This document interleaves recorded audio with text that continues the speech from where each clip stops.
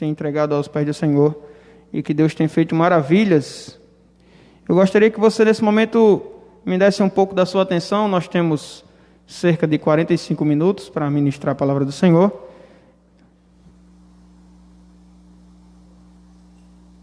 É um ótimo tempo.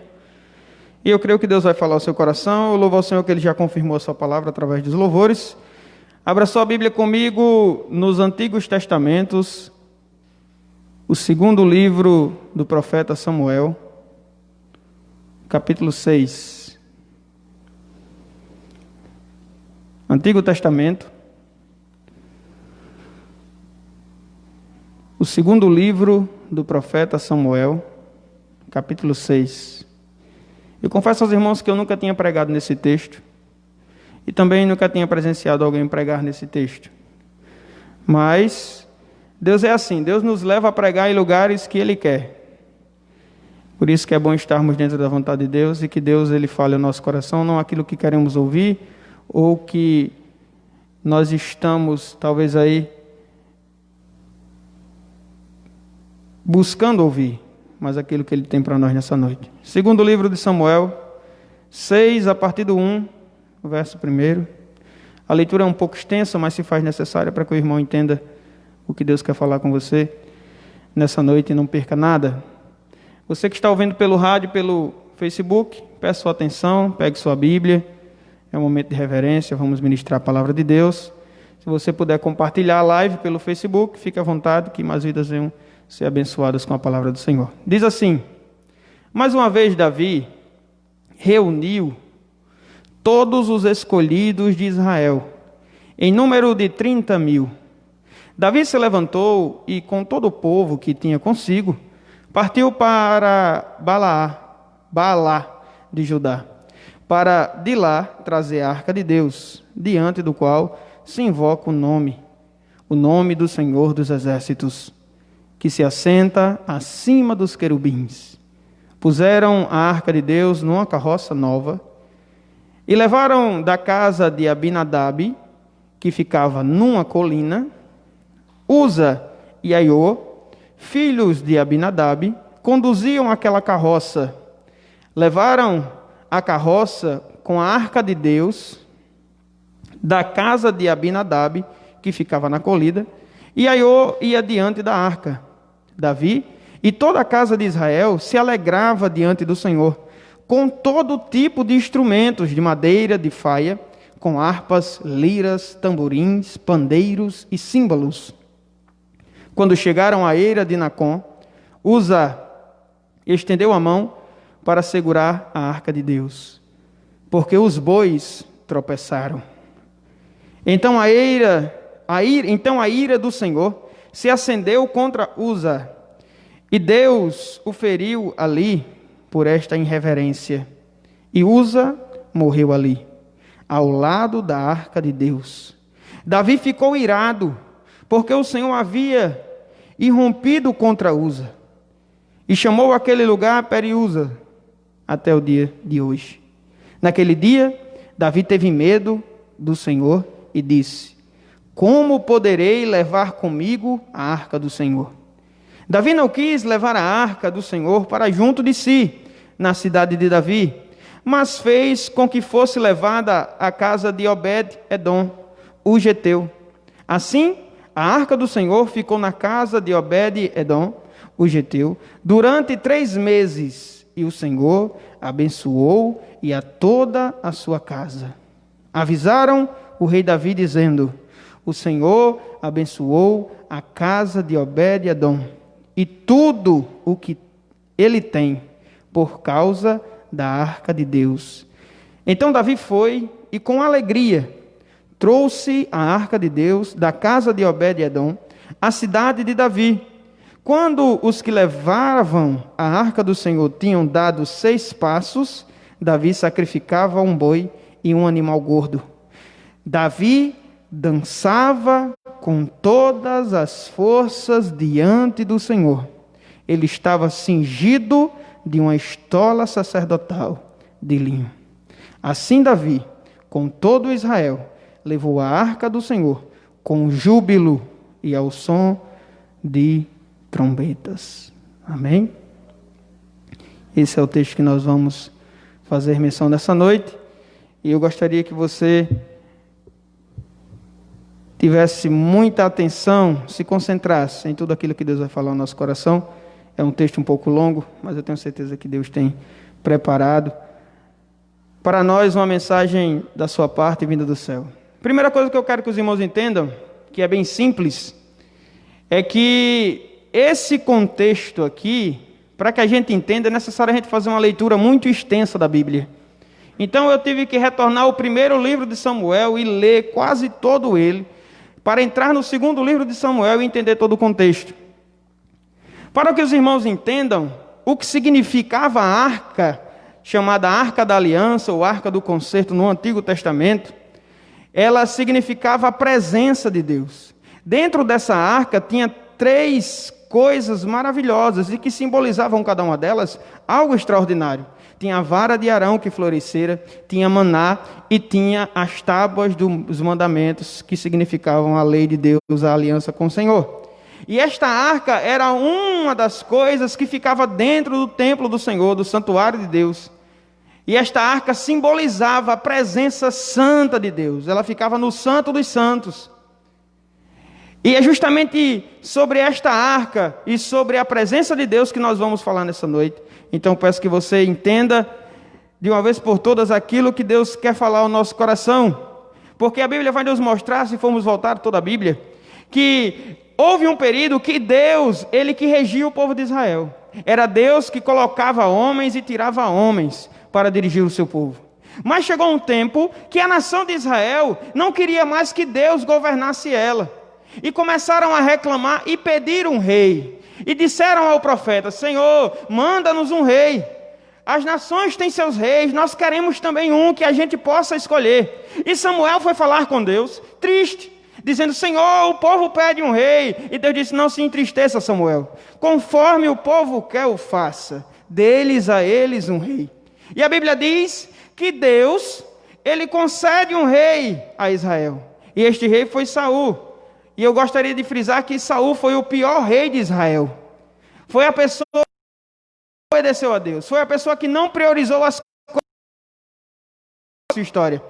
E para que os irmãos entendam o contexto dessa arca aqui, a Bíblia diz que esta arca, ela era símbolo da presença de Deus, e quando o povo de Deus ia para as guerras, esta arca ia à frente. Porque quando esta arca ia à frente, quando Deus ia à frente, o povo de Deus vencia sempre as guerras. Mas houve um período terrível, onde Eli e os seus filhos estavam fazendo o que era mal diante de Deus, e o povo de Israel estava perdido. E a Bíblia diz que Deus fala com Samuel, e Samuel, ele dá uma profecia a Eli. E a Bíblia diz que os filisteus derrotam Israel e pegam a arca de Deus e levam consigo. E a Bíblia diz, meus irmãos, que neste período morrem os 2 filhos de Eli. E a Bíblia diz que Eli estava sentado em uma cadeira, quando a notícia chegou, dizendo: ei, mataram os teus filhos, derrotaram Israel e levaram a arca de Deus. E a Bíblia diz que nesse momento, quando Eli recebe a notícia, Eli cai para trás, e na mesma hora quebra o pescoço e morre. A Bíblia diz que a nora de Eli estava grávida, e ao saber que seu marido e seu sogro haviam morrido, e que a arca de Deus tinha sido levada do povo de Deus, a esperança do povo de Deus naquele momento era a arca, porque enquanto eles tinham a presença de Deus, eles estavam certos de que eles sempre seriam vitoriosos. E ao receber aquela notícia, aquela mulher grávida, ela dá à luz a um filho, e coloca o nome dele de Icabô, que significa: foi-se a glória de Israel. Foi a glória de Deus embora. E nós vamos ver o quanto é precioso a arca do Senhor, e o quanto é maravilhoso, e que vocês entendam nessa noite que a presença de Deus é a nossa prioridade.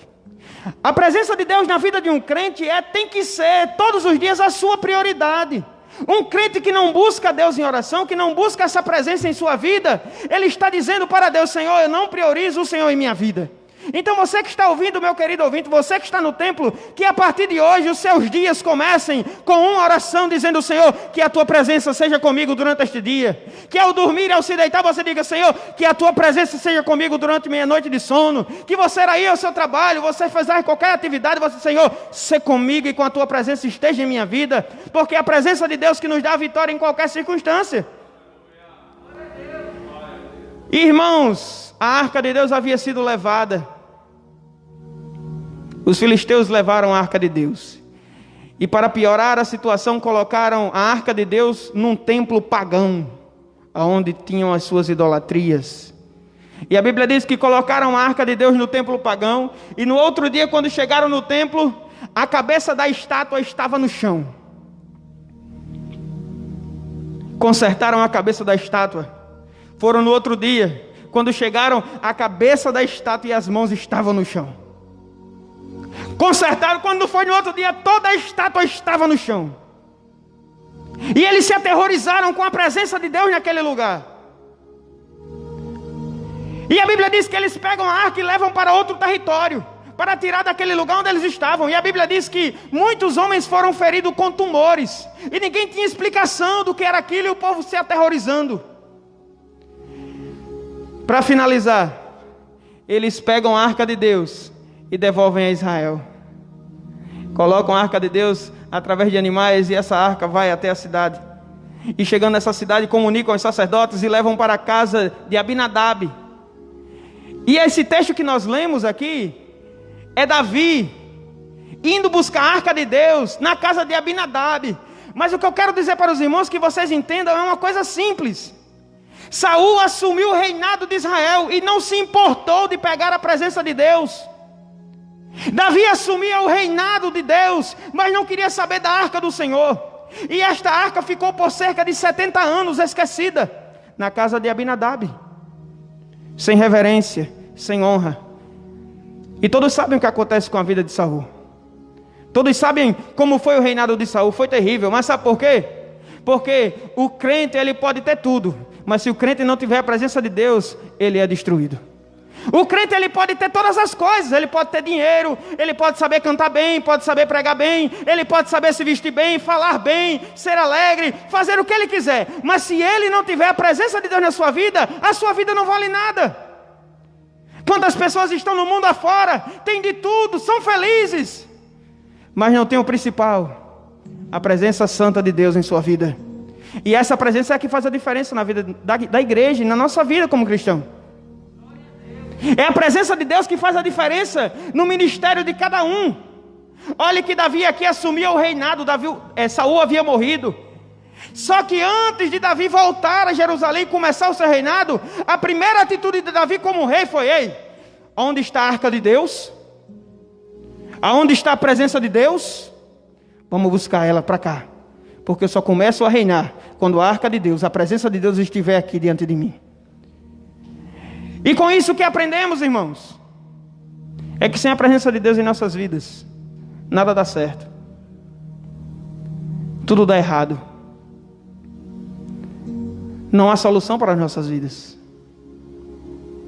E o detalhe disso tudo é que, quando nós falamos da presença de Deus e do Espírito Santo habitando na vida do crente, nós vemos coisas extraordinárias. E eu citarei algumas delas. Davi derrotou Golias, não por sua força, mas por causa da presença de Deus na sua vida.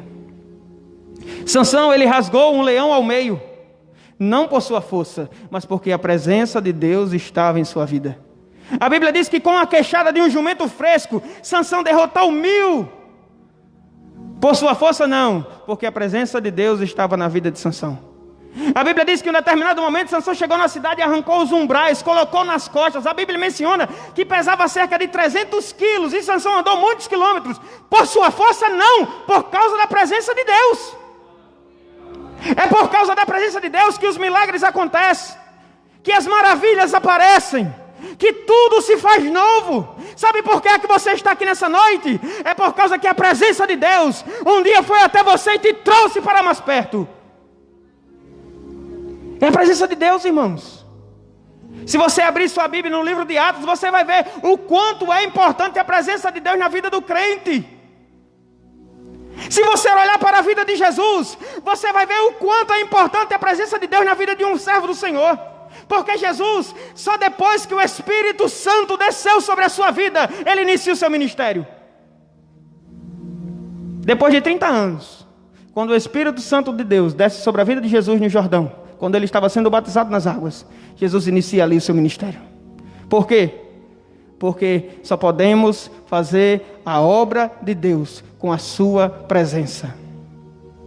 Se você pegar todos os apóstolos, os discípulos de Cristo, e abrir em Atos capítulo 1 e for lendo, você vai ver que Jesus disse aos seus discípulos em claro e bom som: olhe, ficai em Jerusalém, e só saiam de Jerusalém quando a promessa se cumprir na vida de vocês. Descerá sobre vós o Espírito Santo.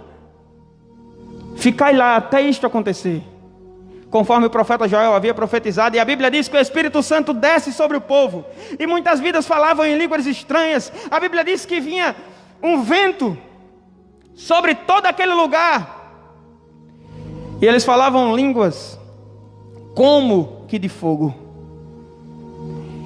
E a Bíblia diz que quando o Espírito Santo enche os discípulos de Deus, a partir dali inicia-se o ministério do Senhor na vida deles. E a Bíblia diz que em uma só pregação, Pedro, cheio do Espírito Santo, mais de 3.000 vidas se rendem a Cristo. Talvez você se pergunte por que nada novo acontece na sua vida, porque você não consegue sentir esta presença, porque você não vê os milagres acontecer, porque você não foi batizado ainda em línguas estranhas. É simples, é porque você não tem buscado a presença de Deus. A partir de hoje, faça uma coisa diferente. Busque a presença de Deus na sua vida, no seu ministério, que você verá grandiosas coisas Deus operar em sua vida, na sua família, no seu trabalho, na sua história. E a Bíblia diz, meus irmãos, que Davi, ele colocou no coração em buscar a arca do Senhor, a presença de Deus. E a Bíblia diz que naquele exato momento, Davi manda fazer uma carroça nova para carregar a arca de Deus. Só que eu gostaria aqui de frisar um detalhe: não podia se carregar a arca de Deus sobre uma carroça. Segundo a lei em Levítico e em Êxodo, só poderia carregar a arca de Deus os levitas. Eles colocavam uma espécie de madeira entre as argolas, de um lado e do outro. Cada um pegava na parte de madeira. Eles não podiam tocar na arca, e eles levavam sobre os seus ombros. Foi como Deus havia dito: olhe, só carreguem a arca da aliança sobre os ombros da tribo de Levi. Mas pastor, talvez você se questione: como é que a tribo de Levi tinha tamanho privilégio? Não dá para entender as coisas de Deus, irmãos. Não dá para entender como Deus escolhe a tribo de Levi. Eu não escolheria a tribo de Levi. Você também não escolheria. Sabe por quê? Porque a tribo de Levi era uma tribo, entre todas as tribos, que ninguém daria nunca uma oportunidade. Se você pegar a história e for ler sobre a tribo de Levi, você vai ver o que atrocidades aconteceram. A tribo de Levi era tão imerecedora que todas as tribos de Israel ganharam território. A tribo de Levi não, ficou sem nada, na dependência das outras tribos mandarem para elas os suprimentos diários, para que elas se envolvessem na obra do Senhor e fizessem só a vontade de Deus. Uma tribo que foi privilegiada por Deus para fazer a sua vontade e não merecia. E quem disse que você merece a presença de Deus? Quem disse que eu mereço a presença de Deus? Quem disse que você merece servir a Jesus? Quem disse que eu mereço servir a Jesus? O primeiro livro, a primeira carta aos Coríntios, Paulo escrevendo, no capítulo 1, verso 26 em diante, ele vai dizer: irmãos, considerem a vocação de vocês. Quem chamou vocês foi Deus, irmãos. Quem me chamou foi Deus. É um privilégio. Você não foi chamado por Tales, você foi chamado por Jesus. Já parou para pensar nisso? É um privilégio. E Paulo continua dizendo: não foram chamados muitos sábios segundo a carta, nem muitos poderosos, nem muitos nobres de nascimento. Paulo está dizendo: olha, Deus não escolheu os melhores, Deus não escolheu os poderosos, Deus não escolheu os ricos, não. Pelo contrário, Deus escolheu as coisas loucas do mundo para envergonhar os sábios, e escolheu as coisas fracas do mundo para envergonhar as fortes. E Deus escolheu as coisas humildes do mundo e as desprezadas e aquelas que não são, para reduzir a nada as que são, a fim de que ninguém se glorie na presença de Deus. Sabe por que é que Deus escolheu a tribo de Levi? para que o homem não se exaltasse e dissesse: olha, nós podemos carregar a arca de Deus nos nossos ombros. Pelo contrário, Deus estava dizendo: olha, vocês não merecem nada, mas eu sou tão bom, tão misericordioso, a minha graça é tão abundante, que eu darei o privilégio a vocês de carregarem a minha presença sobre os seus ombros. Mas Davi cometeu um grave erro. Davi mandou fazer uma carroça nova. A intenção de Davi era boa. E eu estava meditando nesse texto de Jesus, eu falei isso domingo passado. Eu vou ter que repetir a mesma coisa. Jesus, repita. Tem gente que ainda não entendeu. A intenção de Davi era boa. Era fazer o melhor para Jesus. Carregar a arca de Deus numa carroça nova. Perfeita, boa. E a intenção era depois destruir a carroça, para ninguém mais pegar nela. Só que não foi assim que Deus queria. Tem muita gente com a intenção até boa, mas fazendo a coisa errada, e Deus está reprovando.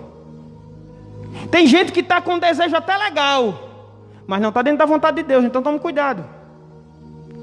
E a Bíblia diz que Davi colocou a carroça, colocou a arca em cima, e começaram a carregar. Os filhos de Levi, da tribo de Levi, Uza e Aiô, iam conduzindo a arca. E a Bíblia diz que em determinado momento, os bois tropeçaram. E quando a arca, creio eu, ia tombando, Uza, com boa intenção, foi colocar a mão na arca. E na mesma hora, Deus matou Uza. Tome cuidado, que eu também possa tomar cuidado. Porque as coisas de Deus têm que ser feitas conforme Deus quer e não conforme a minha vontade. O homem, ele pode até planejar, mas a resposta certa vem da boca do Senhor. Não adianta você ter boas intenções se não estiver dentro da vontade de Deus. Não adianta você querer fazer do seu jeito se não estiver dentro da palavra do Senhor. O problema hoje é que nós queremos fazer como Davi, queremos inventar moda, queremos fazer diferente. Nós andamos pelo mundo e vemos as atrocidades que estão acontecendo em muitas igrejas. Tem igreja que está parecendo cinema. Tem igreja que está parecendo boate. É fumaça, é jogo de luz, é tudo escuro. Ninguém vê ninguém, ninguém sabe de nada, tudo preto. Cuidado. Às vezes quando a gente inventa aquilo que Deus não se agrada, há consequências. E o detalhe nisso tudo, irmãos, é que você entenda de uma vez por todas. A sua intenção pode estar até boa, mas não faça de forma errada. Não faça de forma errada para não ter consequências sobre a sua vida. E quando eu digo isso, irmãos, eu digo com profundo pesar, porque eu já disse isso domingo passado. E eu tenho certeza que Deus está falando com alguém de novo a mesma coisa, a pessoa ainda não entendeu. Eu não sei se é pela rádio, se está no templo, se está no Facebook, eu não sei. Eu sei que Deus está dizendo: cuidado para não fazer da coisa que eu não quero, da forma que eu não quero. E tem muitas vezes isso acontece. Como assim, pastor? Às vezes nós pregamos da forma errada, longe de Deus, aí queremos pregar a palavra de Deus. Não pregue. Às vezes nós cantamos da forma errada, longe de Deus. Não passamos meia hora em oração durante uma semana e queremos cantar. Não vá, não faça da forma errada. Às vezes nós estamos até querendo tocar, participar de um conjunto, ser diretor de algum departamento da igreja, mas da forma errada. Não vá. É melhor você abrir mão. Por quê, pastor? Porque pode haver consequências para você. Você sabia que Deus pode lhe matar? Que é isso, pastor? Pelo amor de Deus, não vai assombrar a gente não. Pode sim, e eu provo na Bíblia. Nós estamos no período da graça, não tem problema. Deus matou Ananias e Safira. A Bíblia diz que Ananias e Safira chegaram diante dos apóstolos do Senhor, Pedro, para dar uma oferta. Só que esconderam uma parte da oferta.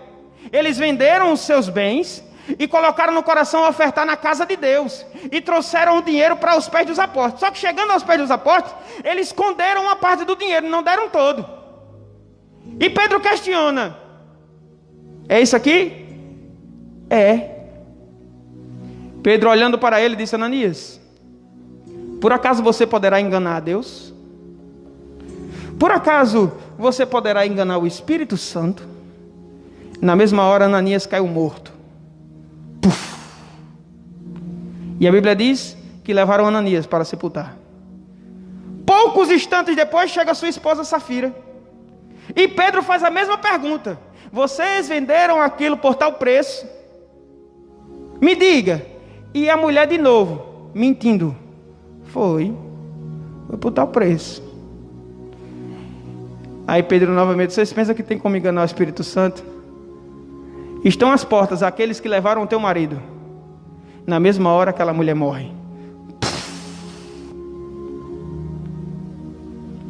Sabe por que tem muito crente se desviando, se desmantelando, morrendo, a vida virando cabeça para baixo?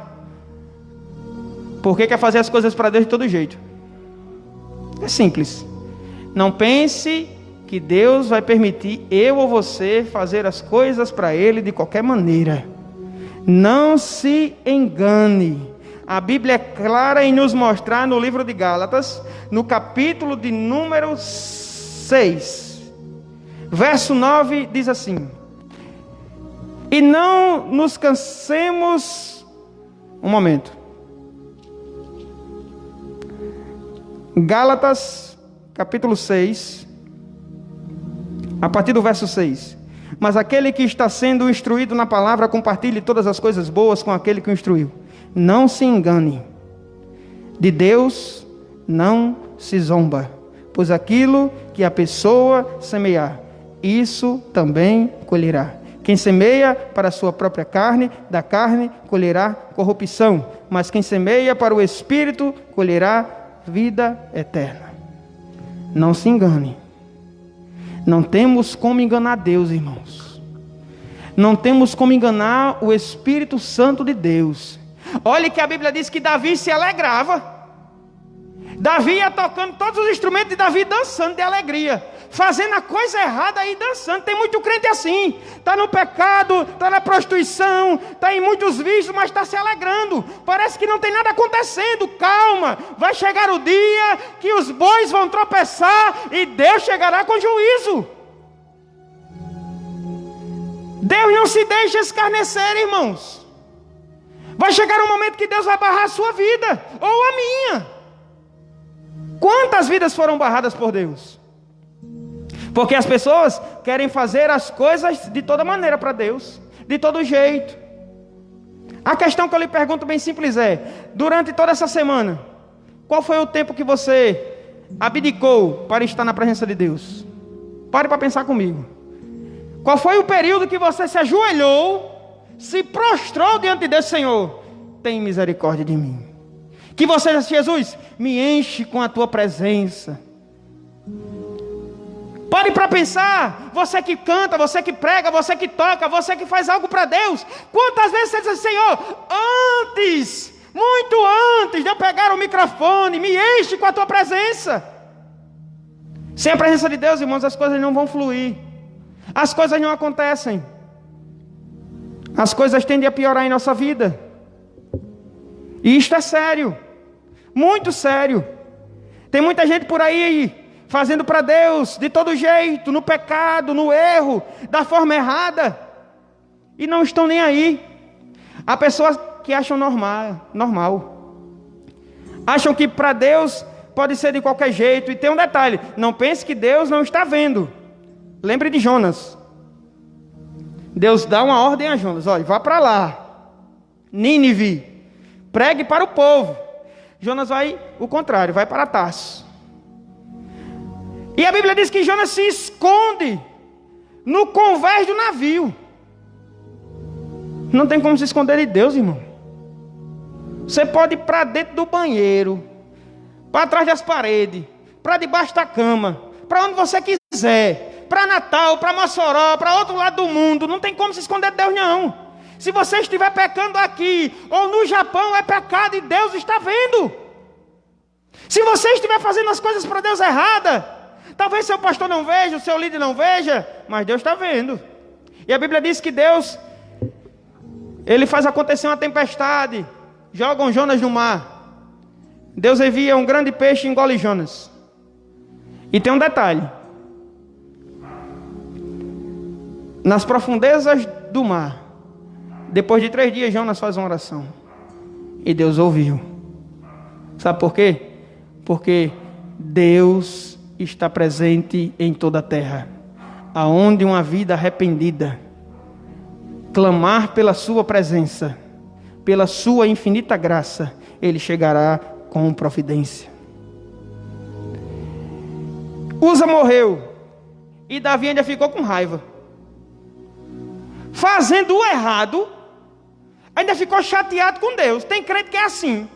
Deus bota na prensa, vira a vida dele de cabeça para baixo, tira tudo. Aí ele vai reclamar com Deus como se tivesse direito. Se converta. Simples. Sabe por que é que muita gente está na prensa e muita gente vai entrar na prensa? É Deus mostrando a você o caminho certo para você seguir. Cabe eu e você seguirmos por Ele. A intenção de Davi era boa, mas não era da forma que Deus queria. Lembre, só a tribo de Levi poderia levar a arca. Não vá se meter aonde você não é chamado. Não vá inventar de fazer alguma coisa que Deus não lhe chamou. Não se meta, para não ter consequências na sua vida, nem na minha. Não podemos fazer algo que Deus não tenha aprovado. Mas pastor, é por causa de fulano, é por causa de si. Nós agradamos A ou B, mas desagradamos a Deus. Nós agradamos nossos amigos, agradamos nossos parentes, aí desagradamos a Deus. Como é que pode, irmão? É muito melhor você agradar a Deus e desagradar todo mundo. Que todo mundo fique irado com você, com raiva, chateado, lhe expulse, queira lhe matar, lhe perseguir, mas que Deus esteja presente na sua vida. Lembre de Paulo.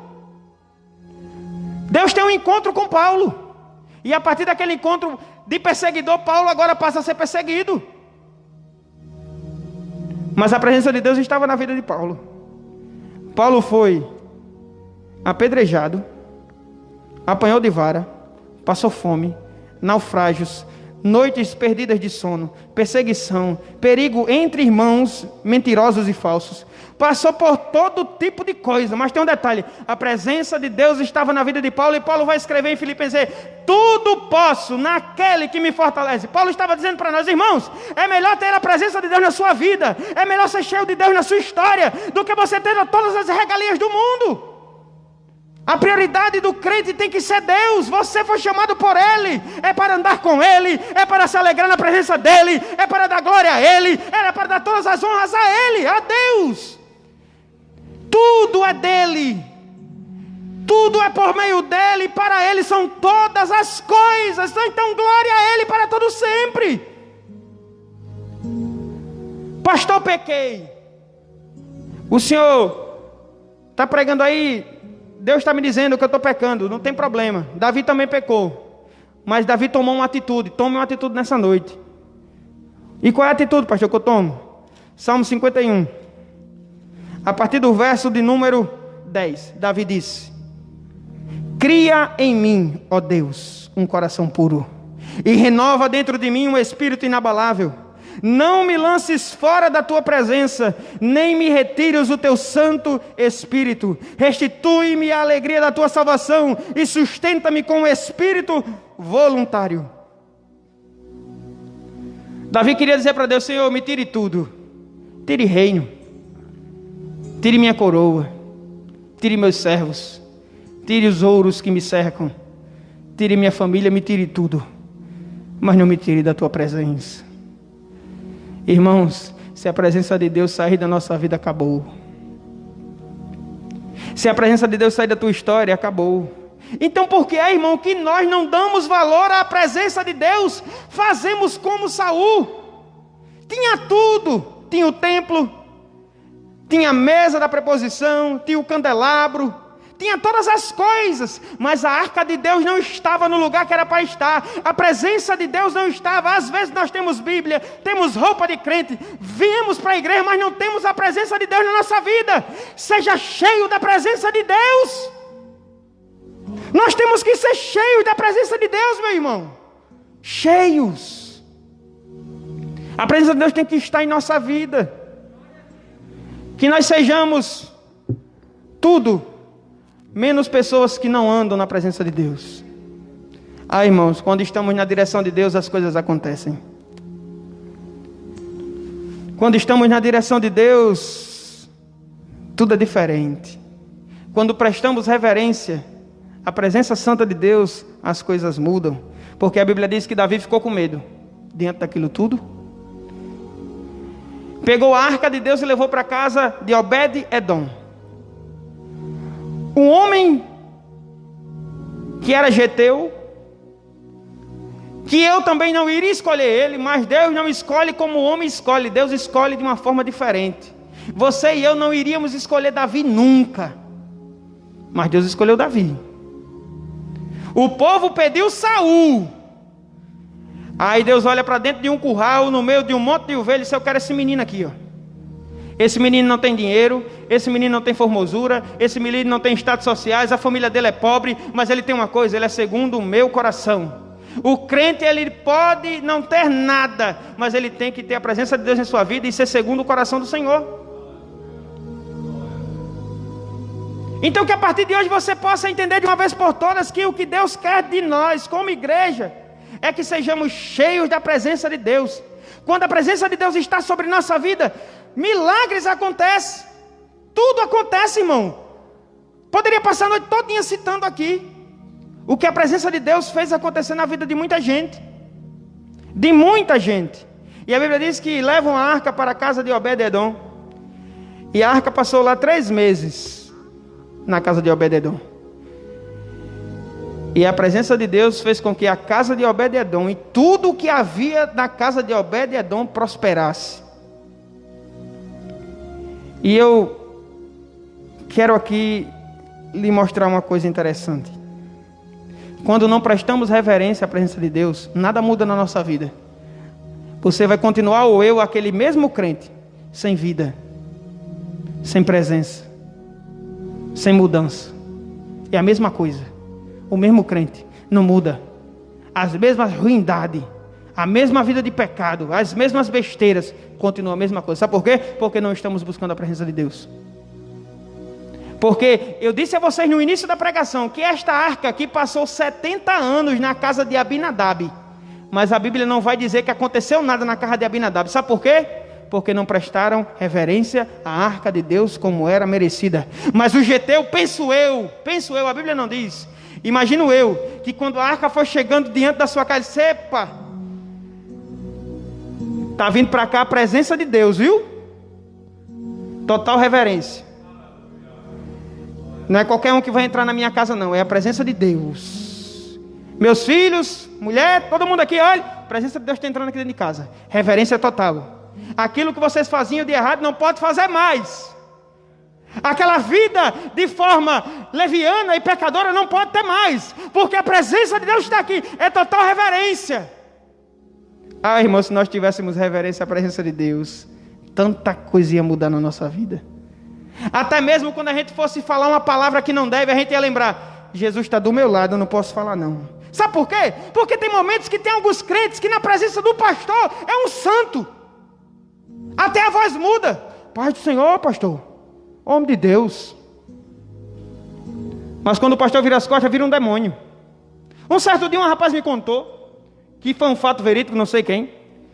O casal da igreja começou uma briga grande, um esculhambando o outro, era palavrão para lá, palavrão para cá, a mulher querendo dar no marido, o marido querendo dar na mulher. O maior rebuliço do mundo, o pastor ligou na hora. O telefone tocou. Aí o marido: ei, o pastor, viu? Tá ligando aqui. Silêncio total. O pastor tá ligando aqui, vou atender. A mulher calou-se. A paz do Senhor, homem de Deus, como é que tu estás? Tudo bem, irmão, Pai do Senhor, como é que você está? Aqui está uma maravilha, pastor. Só alegria. Coisa boa é estar com Jesus. Coisa boa é estar com a presença de Deus. Ah, pastor, é só maravilha. Aí o pastor: irmão, assim, vai no culto tal dia, tal hora. Tá certo, vou, pastor, pode deixar, conta comigo, chega no horário. Quando desligou o telefone, começou o cacete dentro de casa de novo. Deus está vendo. Não tem como a gente esconder não, irmão. Quando nós prestamos reverência a Deus da forma devida, tudo muda na nossa história. Sabe qual é o problema? Tem crente que quer mudar, mas quer mudar por conta própria. Quer mudar, mas não ora. Quer mudar, mas não lê Bíblia. Quer mudar, mas não busca a presença de Deus. Quer mudar, mas não faz campanha de oração e jejum. Quer mudar, mas não vem para a igreja. Você não vai mudar nunca. Pelo contrário, você vai piorar. Você vai se transformar num demônio. Ficar mais ruim do que o que não presta. E no final vai para o inferno.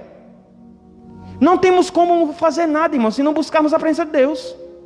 Não tem para onde fugir. Pastor, eu queria vencer essa tentação. Busca a presença de Deus, você vence. Vence sim. Só não podemos vencer e nunca vamos vencer se não buscarmos a Deus, porque nós não temos força para vencer o pecado. Quem vence o pecado por nós é a presença de Deus em nossa vida. É ter uma vida de santificação.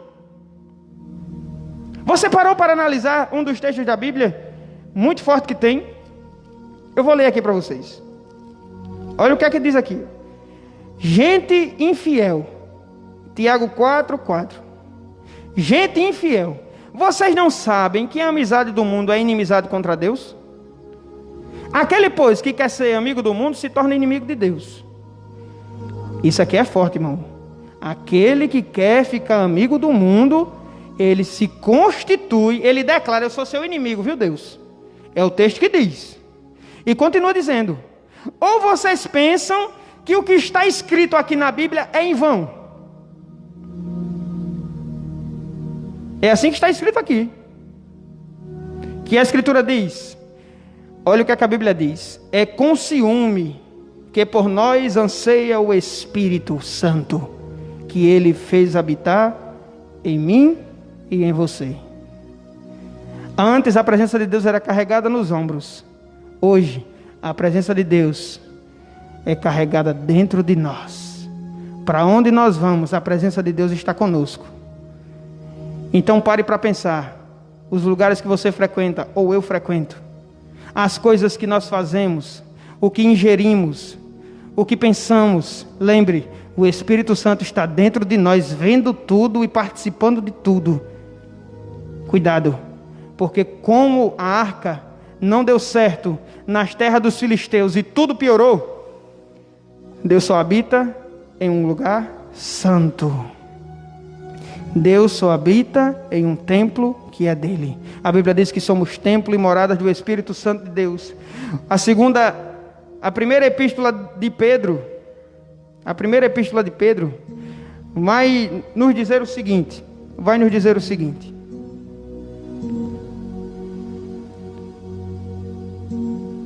Primeira epístola de Pedro 1,16. Porque está escrito: sejam santos, porque eu sou santo. Sabe por que é que a vida de de Obed-edom prosperou e de Abinadab não? Porque Obed-edom tinha prioridade, reverência à presença de Deus. Sabe o que é isso? O Espírito Santo habita em mim. Eu não posso participar de todo o grupo de WhatsApp. Eu não posso falar qualquer coisa. Eu não posso me envolver com qualquer coisa. Eu não posso ver qualquer coisa. Eu não posso pensar ou imaginar qualquer coisa. É simples. Por quê, pastor? Porque quem habita em mim é santo. E ele não habita em meio à imundícia. Ele não habita em meio a tantas coisas horríveis. Houve um tempo que quando eu não era crente, eu participava de um grupo de cachaça chamado Seca Tudo. Nós éramos patrocinados pela 51 na cidade de João Câmara. Um grupo com mais de 10 homens. Mais de 10 jovens. Na época eu não era nem de maior. E nós bebíamos em todas as festas. A 51 patrocinava. Só podíamos beber 51.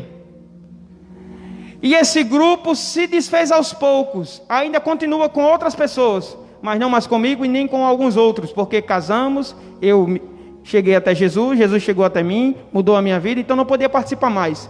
Só que há uns 3 meses atrás, eu me encontrei com amigos que faziam parte do grupo. E tu lembra? Lembro.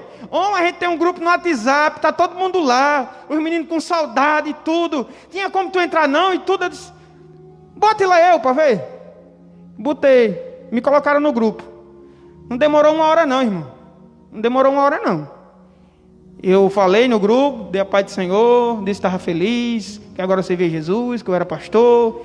Deixei uma palavra, botei um vídeo do culto aqui da igreja para todo mundo ver. Não deu 1 hora não. Não foram menos de 10 vídeos pornográficos que postaram não. Não foram menos de 10 brincadeiras chatas que tiraram no grupo, não. Na mesma hora eu pulei fora. Sabe por quê? Porque o Espírito Santo habita em nós. Não podemos participar de todo tipo de coisa. Participávamos antes, quando éramos do mundo. Agora somos de Jesus. Não podemos estar onde Jesus não estaria, compactuando de coisas horríveis. E Abinadab, ele prestou reverência total a Deus. Abinadab não, Obed-edom. Enquanto Abinadab não. E a Bíblia diz que Deus prosperou, abençoou. E tem um detalhe: a bênção foi tão grande na casa de Obed-edom que o rei ficou sabendo.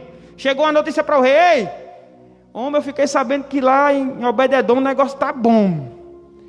Deus abençoou, o negócio prosperou. Só tem 3 meses que a arca está lá, mas o homem está abençoado. O que é que Davi fez? Vamos pegar a arca para cá. O canto dela é aqui comigo. Deus vai me abençoar. Só que agora Davi fez da forma certa.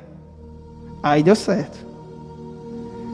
Davi colocou os levitas para levarem a arca sobre os ombros. Dava 6 passos, sacrificava e oferecia a Deus. Davi andava mais 6 passos, sacrificava e oferecia uma oferta a Deus. Sabe o que é isso? É porque nós queremos apressar as coisas, irmãos. Quando a gente quer fazer do nosso jeito, a gente quer fazer por cima de tudo. A gente não quer esperar o tempo de Deus, a gente sai falando com um, falando com o outro, criando meios, querendo ajudar Deus. Deus não precisa da nossa ajuda. Deus sabe de tudo e sabe o que é melhor para mim e para você. Então, fique na sua. Não quer antecipar e fazer da forma que Deus não quer. Muitas das vezes tem pessoas na igreja que querem ter um relacionamento, mas querem antecipar, querem fazer da forma delas. Sai falando com um, falando com o outro, falando com o ciclano, falando com o beltrano. Ei, pelo amor de Deus, estou aperreado. Calma. Tudo é no tempo de Deus.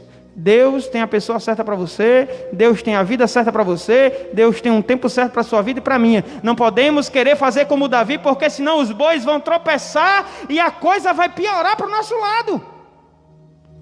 E Davi agora coloca um éfode de linho fino, oferta a Deus de 6 em 6 passos. E sabe o que é que acontece? Quando a gente está fazendo as coisas para Deus da maneira certa? A Bíblia diz que Davi, com muita alegria, dançava na presença de Deus, com toda a sua força. Sabe por que Davi não dançava na presença de Deus com toda a força? Porque ele não estava fazendo conforme a vontade de Deus. Sabe por que tem muito crente que Deus não abençoa muito mais o seu ministério? Porque não busca fazer conforme a presença de Deus. Faça conforme a vontade de Deus. A partir de hoje, faça conforme a presença do Senhor. Busque saber aquilo que Deus tem para nós da maneira correta e da forma certa.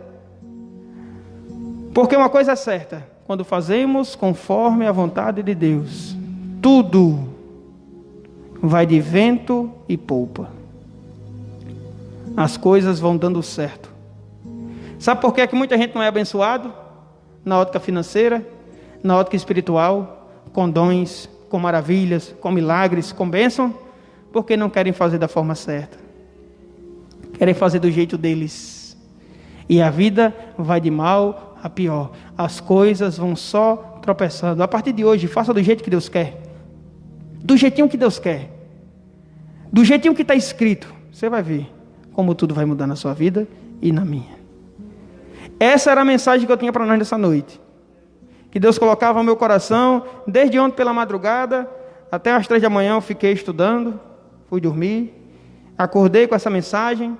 Quando a irmã Lenilda cantou o primeiro hino, Deus confirmava a mensagem. Não podemos se embaraçar com as coisas deste mundo. Temos que buscar a presença, a unção de Deus em nossa vida. Sabe por que muita coisa está dando errado na sua vida, meu irmão? Você não tem buscado a presença de Deus. Você tem buscado tudo, menos a presença de Deus. Sabe por que as coisas não dão certo na minha vida muitas das vezes? Porque às vezes nós buscamos tudo, menos a presença de Deus. A pergunta é: vale a pena viver sem a presença de Deus na sua vida? Um certo dia Jesus disse: de que adianta o homem ganhar o mundo inteiro se perder a sua alma? De que adianta nós sermos as pessoas mais ricas na ótica financeira, sermos bem-sucedidos na ótica do trabalho, ter um casamento e uma família abençoada com saúde, mas se no final de tudo isso não tivermos a presença de Deus em nossa vida, irmão, o choro será eterno, o sofrimento será eterno, o ranger de dente e as trevas serão densas para toda a eternidade. Pare para pensar. Reveja aquilo que você tem praticado diante de Deus. Pense naquilo que você tem feito diante de Deus. Passe a fazer da forma certa. Você quer que a bênção de Deus chegue na sua casa, na sua família, na sua vida, quer que as coisas dê muito mais certo? Faça conforme a palavra de Deus, conforme a presença do Senhor. Tem muito crente que vive uma vida terrível. Eu vou falar, eu não ia falar não, mas Deus me tocou aqui, eu vou dizer, para encerrar. Tem crente que vive uma vida terrível na ótica financeira. E aí vem conversar comigo. Pastor, não sei por que nada dá certo, eu ganho bem, meu marido ganha bem, nada prospera, terrível. O negócio não dá certo. É simples.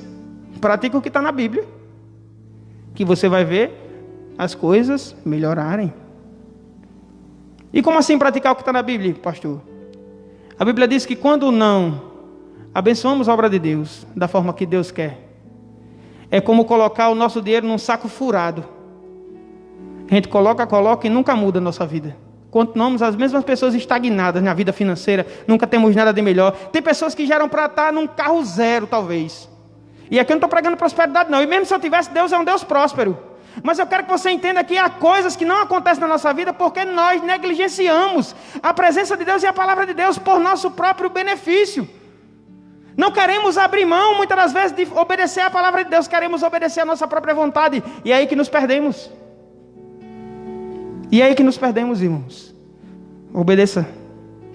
Você vai ver. Bendito você será em toda a terra.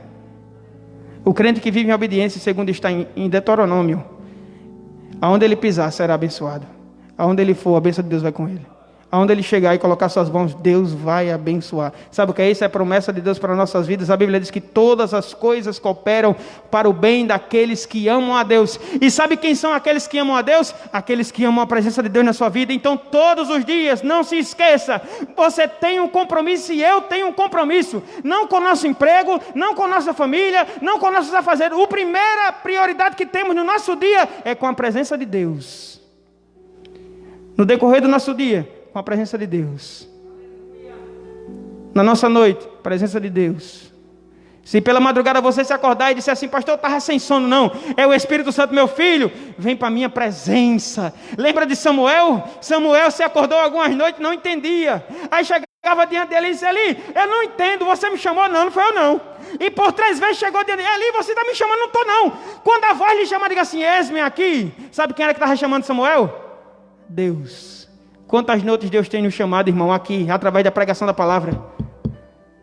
Deus tem te chamado, Deus tem me chamado para mudar de vida, para transformar nossa história, para prosperar nossa vida. Sabe por quê? Porque Ele é maravilhosamente fiel.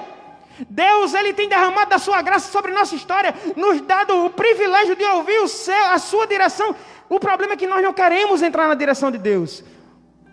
Entre na direção de Deus e você vai ver tudo mudar na sua vida. Eu não citarei nomes, mas tem um casal aqui da igreja que fez um compromisso com Deus e comigo, como pastor. Eles tinham um relacionamento de casal antes de se converterem a Cristo. Se converteram e descobriram que era fornicação e tinham que casar. E ficaram preocupados porque eram novos, não tinham nada. E disse, pastor, para mim casar, só por casar... Não é casar só por casar, é casar porque é o certo. Diante da presença de Deus. Você não aprendeu? Tem que casar. E aqueles 2 jovens chegaram para mim um dia, pastor, a gente vai casar. Só que a gente tem uma vida de erros. E a gente gostaria de ceiar e não pode. Ser batizado não pode. Eu disse, pronto, vamos fazer assim. Eu batizo vocês, vocês ceiam. Agora vocês têm que prometer para Deus e para mim que vocês não vão ter nenhum tipo de relação até o casamento. Cabe a vocês se aceitam isso. Eles aceitaram, toparam. Passou-se mais de 4 meses. Chegou o dia do casamento. No dia do casamento ele me procurou chorando. Disse, pastor, eu vim aqui chorando para agradecer. E dizer ao Senhor, eu cumpri tudo aquilo que eu disse a Deus que iria cumprir. Desde aquele dia nunca mais eu me relacionei com minha esposa. Até o dia do casamento nós fomos fiéis. A palavra de Deus é aquilo que nós queríamos, que era ceiar. Não poderíamos cear de forma impura diante da presença do Senhor. Sabe o que aconteceu com eles? Deus deu casa, Deus deu todos os móveis, Deus deu carro, Deus deu emprego a ele, deu emprego a ela. Sabe o que é isso? Priorizar a presença de Deus, priorizar a palavra de Deus. E Deus prioriza a gente. Enquanto não priorizarmos a Deus, Deus não irá nos abençoar. Então lembre disso. Priorize a presença de Deus. É a melhor coisa da nossa vida. Nesse momento nós vamos orar. É 8 horas aqui. Vamos agradecer a Deus pela sua graça, pela sua palavra. Você que está em casa, meu amigo, cuidado, para que você não perca tudo. Cuidado para que os bois não tropecem e você volte para a estaca zero, perca emprego, perca tudo. E o que é isso, pastor? É Deus. E se Deus tiver misericórdia, você ainda vai continuar vivo, porque se Deus usar de justiça, você vai morrer. É a Bíblia que diz. Tome cuidado. Com Deus ninguém brinca. Tem crente que é assim, irmão. Está na maior luta do mundo. Aí vem para a oração, matutino, culto, não perde um culto. Chega o primeiro que é todo mundo. Deus abençoa, dá emprego, melhora a vida dele financeira, abençoa. Aí ele desiste de Jesus. Não quer saber dos cultos? Cuidado, viu? Jesus pode lhe levar. E a consequência é inferno. Temos que ter cuidado. Priorize a presença de Deus. Não importa o que. Priorize. Mesmo que seu marido não venha para a igreja, priorize. Mesmo que sua esposa não queira, priorize. É importante nós priorizarmos. Isso é o que Deus quer de nós. Amém? Vamos terminar louvando um hino, né? Um hino para Jesus. E aí, para cá. Fazer um negocinho no teclado assim para... Vamos terminar louvando a Jesus. Nós vamos louvar com o hino. Em seguida eu já emendo uma oração. A gente encerra a adoração de Jesus. Porque como Davi fez, temos que encerrar assim, né? Domingo é dia dos pais. Domingo também é a nossa ceia. Sim, é mesmo. Dia dos pais, irmão. Eu sou pai, viu? Sou pai, viu, irmão? Vocês estão em casa ouvindo, eu sou pai. Nós recebemos presente, tudo, nós acha bom. Nós que é pai, nós acha bom. Oh, coisa boa ser pai, irmão. Eu não era pai, aí era dia dos pais, eu olhava assim para um, olhava para o outro. Meu Deus, não tem nada para mim, só para os outros. Agora tem. Lorena, tá me ouvindo aí, minha filha? Dia dos pais, viu? Tô animado. É alguma coisa. Em nome de Jesus.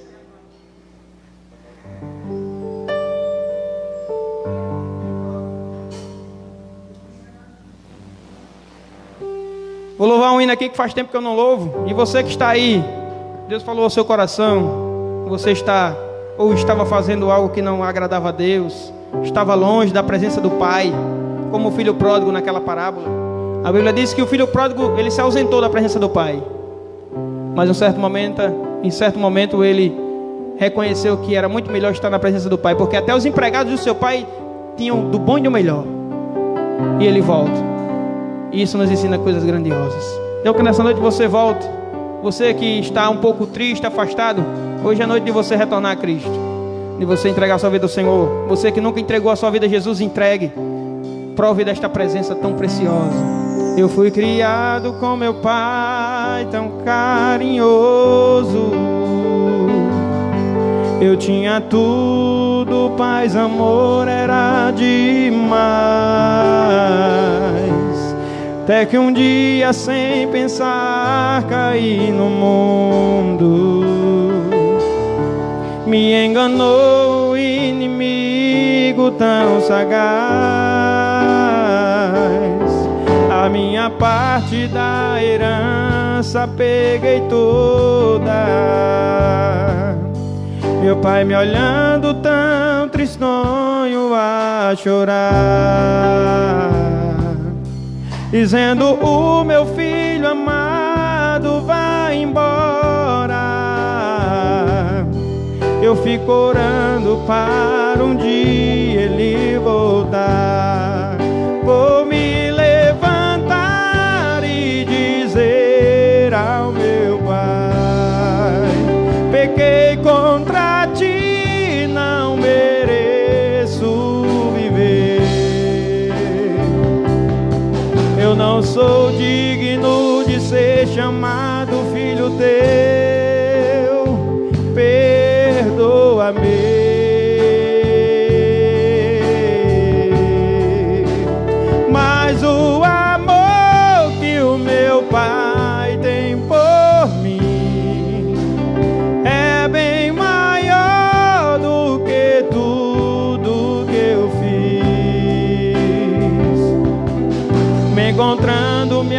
abraçou, me perdoou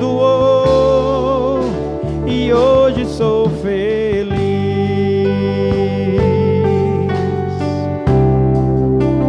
O detalhe é esse, irmão.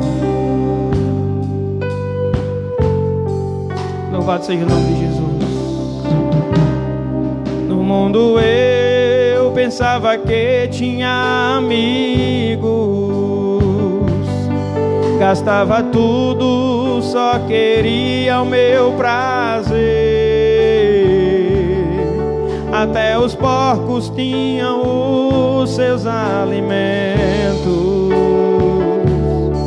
e eu sem nada já não tinha o que comer. Eu vou voltar, talvez meu pai não me aceite,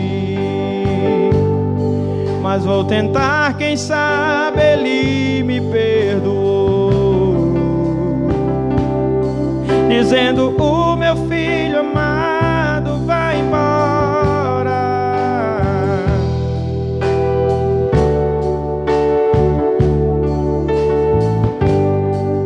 Vou me levantar e dizer ao meu pai: pequei contra ti, não mereço viver.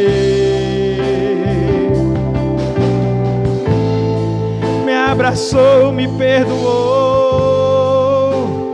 hoje sou feliz.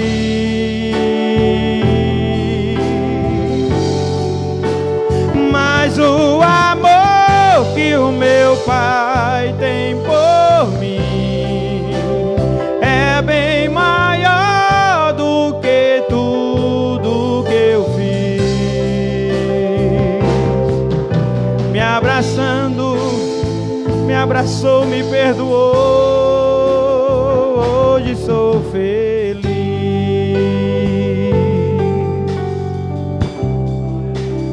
Hoje sou feliz. Quantos são felizes, irmãos, de estar na presença do Pai? Oh, Deus querido e santo, nós te louvamos nessa noite. Somos gratos ao Senhor por este culto tão maravilhoso, pela tua santa presença em nosso meio, de saber e entender, Senhor, que é melhor fazer conforme a tua vontade, estando em tua presença. Que para nós pregarmos antes temos que estar em tua presença, que para nós louvarmos antes temos que estar em tua presença, que para nós chegarmos até aqui, Senhor, antes temos que estar em tua presença, rendendo o nosso melhor, rendendo a nossa vida diante dos teus pés, Jesus, porque o Espírito Santo habita em nossas vidas. Ó Deus querido, em nome de Jesus, toma a tua igreja em tuas mãos, Senhor. Toma as vidas que aqui participaram deste culto, seja pela rádio, seja pelo Face, ou até aqui no templo. Nos enche com a tua presença, Senhor. Habita em nós. Não nos deixa, Senhor, nenhum minuto sequer, porque quando o Senhor, se um dia fizer isto, Senhor, seremos como vivos mortos.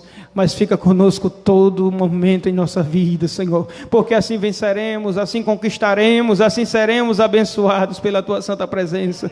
Toma em tuas mãos, Senhor, e nos enche da tua presença. Que esta igreja aqui não tenha pessoas em quantidade, mas tenha pessoas cheias da tua presença, Senhor. Pessoas que vivem pela tua presença, pessoas que são guiadas pela tua presença. Oh Deus querido, toma as famílias, que a tua presença possa habitar, Senhor, em meio a seus familiares, que a cada dia o Senhor venha fazer maravilhas e prosperar a sua casa em todas as óticas, Senhor. Nós te louvamos por tudo nessa noite, Senhor. Te pedimos uma semana que se inicia de muita paz, de muita bênção, e que a tua presença, Senhor, fique conosco, porque houve uma promessa dita por Jesus, que até o último dia o Espírito Santo estaria conosco.